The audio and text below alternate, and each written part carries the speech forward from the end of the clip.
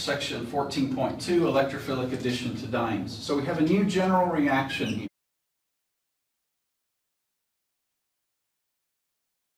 An RXN reaction, that's my standard abbreviation. In this reaction, we have a diene plus a new kind of electrophile, simply a halogen. So X can equal chlorine or bromine. Typically, we can do this with iodine, typically not fluorine. And again, as we saw before, for the addition of HX, there are two types of products.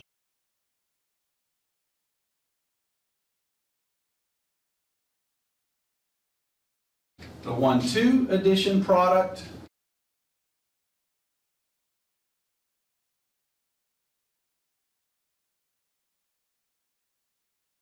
and the 1,4 addition product. So 1,2 product and 1,4 product. So that's the general reaction. Let's look at a specific reaction. And again, the way I teach organic chemistry is we look at the general reaction. We want to know things like the scope and limitations. And I'll make a note here. We want to know the mechanism for this reaction as well. And we'll see it's closely related to the addition of HCl or HBr. But let's look at a specific reaction first. So how do we translate from the general to the specific? And this is one of the great and grand challenges for students of organic chemistry. They learn one or the other, and they don't learn how to transition between the two. And that's critical for you in your practice, in the homework problems, and so forth.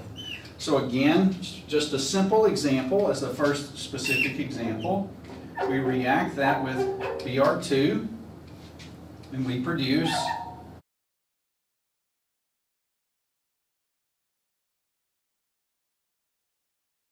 one, two,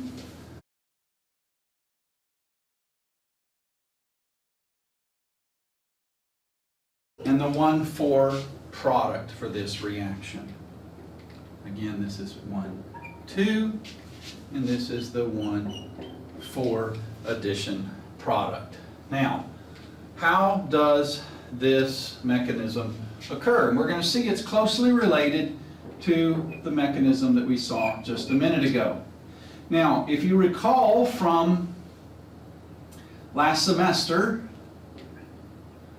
halogens have an instantaneous polarization, partially positive at one end, partially negative at the other. That is where the electrons are for just a brief instant located more toward one bromine than the other. And so this makes the bromine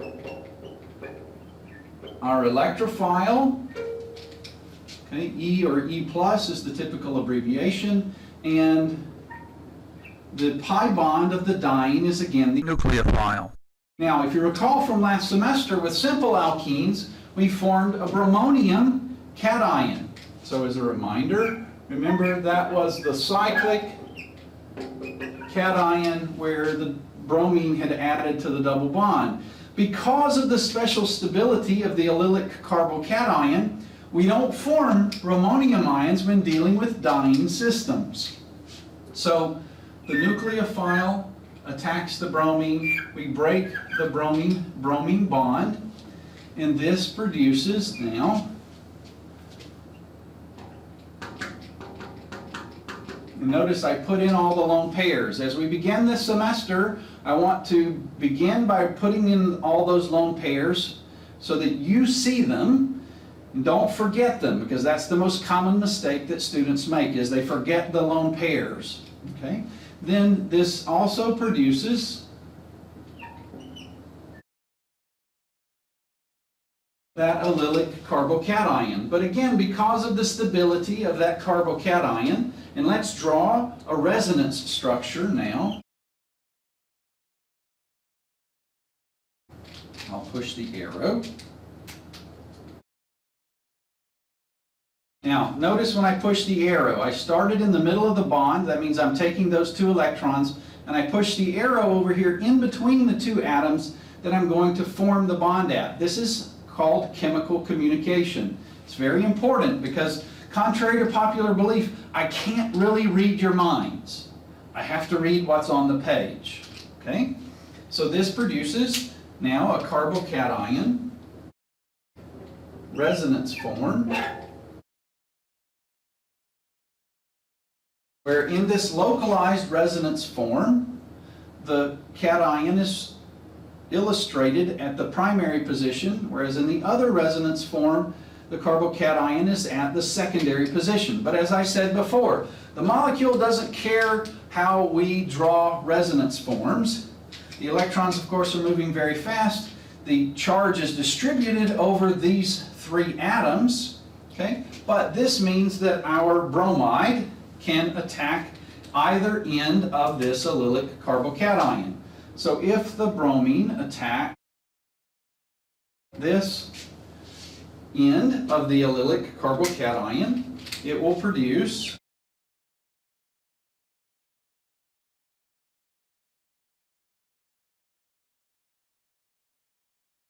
the 1,2 addition product. But if the bromide attacks the other end of the double bond, it will produce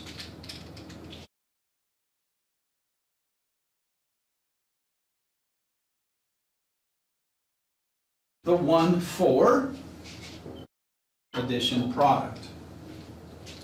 So we see that this allylic carbocation is the common intermediate that helps us understand and predict the products of this reaction.